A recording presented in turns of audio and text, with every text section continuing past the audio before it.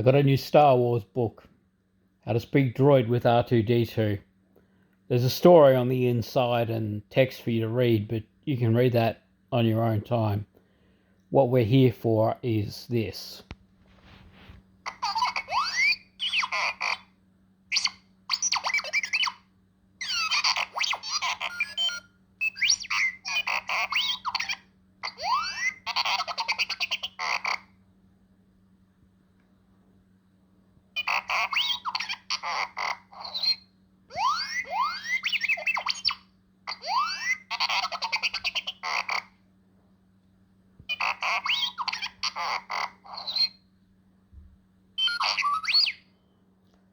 Now you've heard what that sounds like.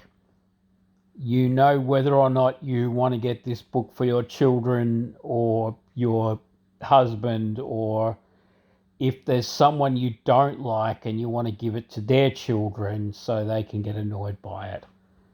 You can now make an informed choice.